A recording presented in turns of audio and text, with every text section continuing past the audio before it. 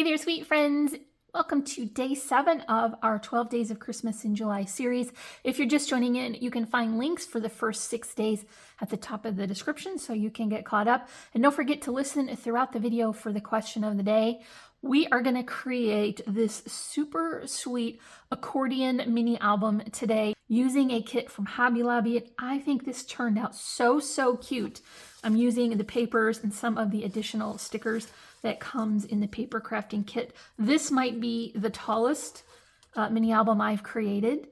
Lots of room in here for pictures and journaling. So many pages, and because it's an accordion fold, you can flip it from the back side as well. So there is going to be loads of space for all of your holiday memories. So if that sounds good to you, then stick around and we will make it together. So we have the Paper Studio Candy Christmas Paper Crafting Kit. This is from Hobby Lobby, and this always generates a lot of enthusiasm when I share it in a haul, because there are a lot of papers in here.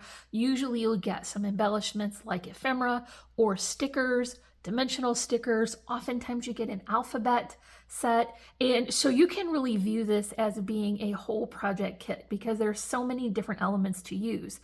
So there are a few things to keep in mind with these Paper Studio kits is that you should be looking for these to be on sale so that you get a better value. I did not, unfortunately, get to Hobby Lobby when it was on sale, but it's still pretty good deal in my opinion. Secondly, this paper is real thin. And so you are going to either have to use it on super sturdy cardstock or consider it ideal for the project like we're making today, where you have loads and loads of layers, but you don't want all the bulk. Another thing to think about is that these patterns are really large. So you are going to want to have a big project, because once you start cutting down into this paper, you're going to lose what that pattern is about. So leave it as large as you can. And then the last thing to know is it's really directional. There's really not going to be any opportunity to fold this or have it going in any direction other than up and down exactly straight. And so that is something to think about.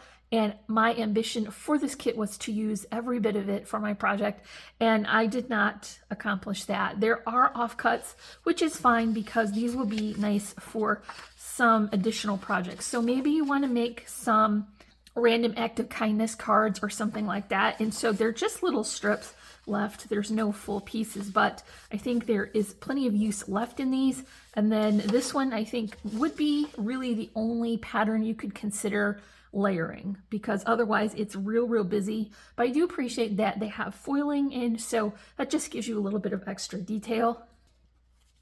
As I mentioned, we are going to have a whole lot of layers, and that is going to come from an accordion fold. And so I'm just going to be working with this 65-pound weight cardstock. I think that pink matches that whimsical color palette really nicely. And I have 4 of these pieces cut to be 8 high by 11 wide. It's scored at 5 and also 10.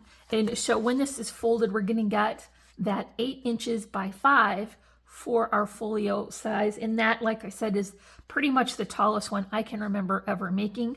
And so when you have these prepared, you're going to need to have your adhesive on the back portion. You see I have this one folded this way and the other side folded in the opposite direction. And here's where you're going to join these together.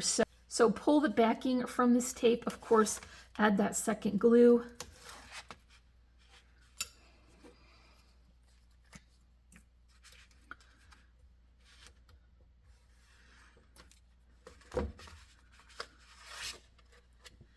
Then the next piece will fit down so that you're adhering this flap to the side of the page, making sure to keep everything straight and even right up against that score line, and just press that into place. So you're going to have a seam there, but your pattern paper will cover that. And so I would just continue to do that until I have all 4 of these attached. So I've got all of those attached, and now it's time to create a super sturdy cover. I've got another piece here for the front and then one also for the back. It will measure 8 high by 10 wide and scored at 5, so exactly in half. And it is much easier to have only one side of your adhesive taken off at one time. So let's do that, and we'll put this in here and fold it over, and then that will sandwich that page in between the layers.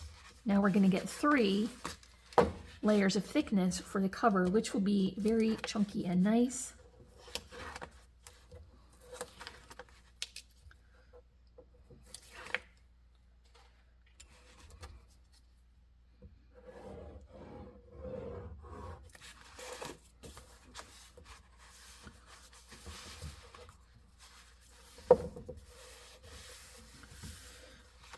When we get to the back page, we only have this little flap, but that will be fine. And we're going to add this to our cover, once again using our 2 glues. So I'll hold that up and set this down into place.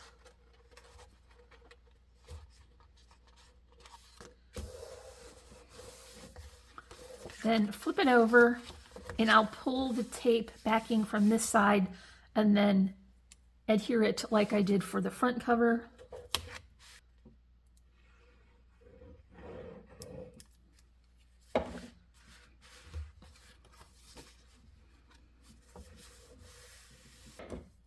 Now we have our base done, and we have these pages here. You see I glued it on upside down. I had to fix it off camera, but that's okay. We'll cover that with the pattern paper, and then it will flip over this way, and then we can also finish all of these pages. So let's get started here.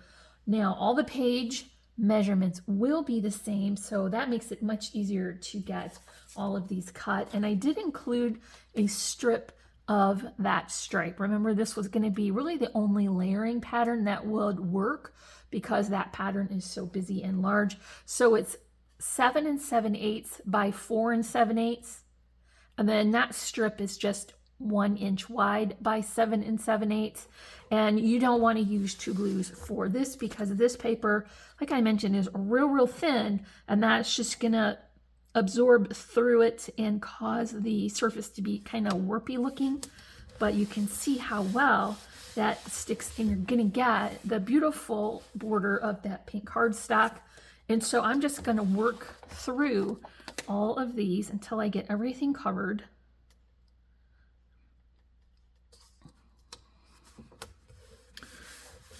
This is a good time for the question of the day. Because we are creating a gingerbread album, we should see if you prefer to have a gingerbread cookie or a sugar cookie with sprinkles. And I will answer that, but only with a qualifier. So if the cookie that is gingerbread is like a warm molasses cookie with a lot of spice in it and is very soft, then I would pick that. If you're gonna choose a cookie off of a platter to have with a cup of coffee, then I'll go with the sugar cookie with sprinkles, especially if it is made by my beautiful Texas mama who makes her sugar cookies with sour cream, and so they are extra tasty. So let me know in the comments if you pick gingerbread or sugar cookies with sprinkles. This pattern is so sweet. It is very busy and quite large, but the contrast is nice. So it definitely reads as a pastel, and I think it is super sweet. 2 set of pages. This Nutcracker pattern has a more foiling, so lots of extra detail there.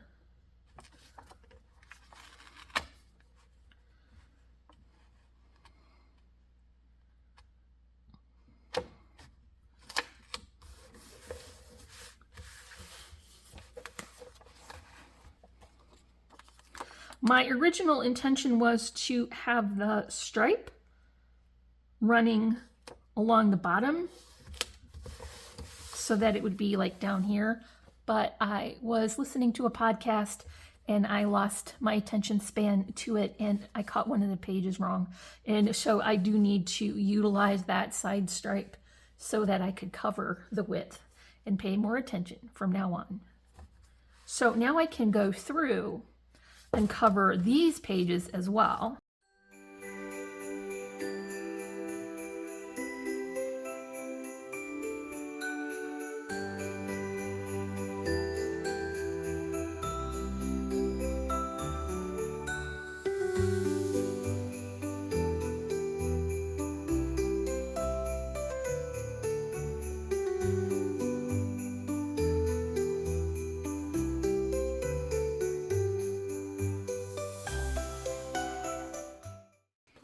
Just adding the back piece here as well.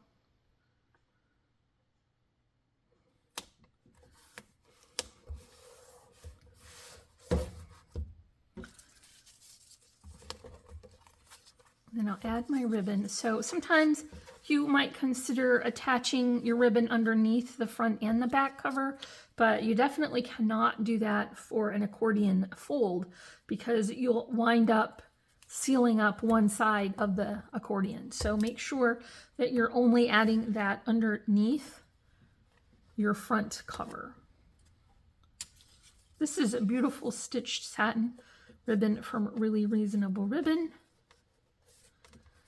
We'll capture that between the layers. So here is that stripe again, acting as a layering pattern, and it gives us a little bit of area to add additional details. So I did cut a couple of strips of those scallops. That's the rooftop border from Lawn Fawn, and I only ever use it just to cut myself some nice chunky scallops in. So I'm going to put this here, and that will give me some additional detail. There's not really room for doily considering how large the gingerbread layered sticker is, so we're going to have to skip that. But I think this kind of gives it a little bit of a nicer look. Just positioning that right along the edge. That's just cut. That's just cut from that cardstock. So now here comes those embellishments. And this kit did come with some layered stickers and some clear stickers and letter stickers. So of course I want this sweet gingerbread house to be the focal image. Those spacers in between the layers. So that's going to be nice to build up the dimension. And I'm just going to center it here. And then I'm also choosing the gingerbread girl and the tree. I've created quite a large flower arrangement for here. I used the poinsettias that I added stickles to. So just a clear or a crystal stickle on the ends of the petals will bring a lot of additional detail, make it a little bit more whimsical. So I'm just going to add this with my hot glue. The dimensional set of stickers did come with some additional items here, but once I started putting those in, I was wary of making it too busy. And so there are some small like peppermint candy, circular candies here, and I thought perhaps I would put them on top where that scallop is. So 1, 2, 3, 4, 5, 6, 1, 2, 3. Yeah, there's enough to go across, but does that add to this in any way? I think I'm going to use them, but maybe I'll put them only on where the full scallop is and see what that looks like. These are very difficult to get off the background.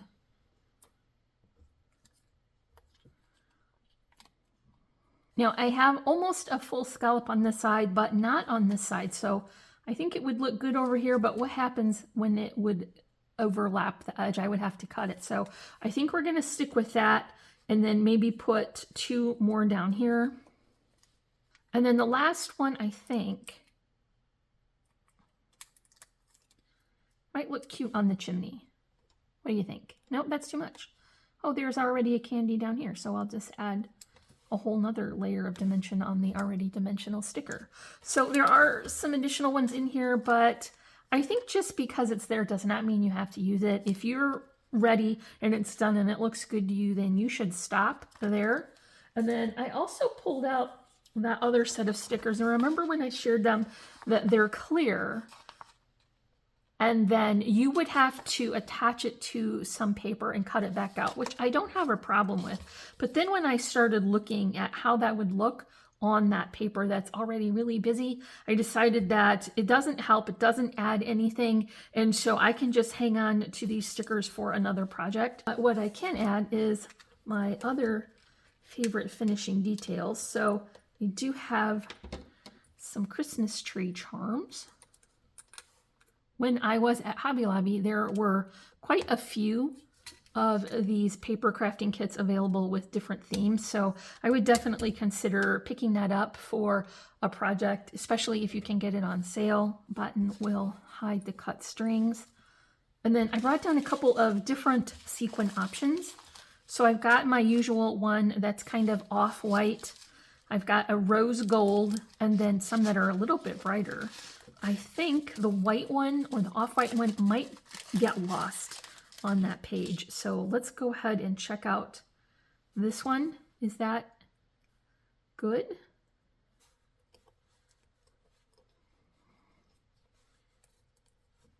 Ooh, that's the wrong color. Yeah, I think that's nice. I'll put that on with my Tombow. Then we can tie this up. And that is going to be it for day 7. I sure do hope that you enjoyed this tutorial. If you did, don't forget to come back tomorrow for day 8. Remember to comment, like, and subscribe, and check in the description for links. And as always, I'm wishing you a happy and productive day, and I thank you so much for watching. Bye!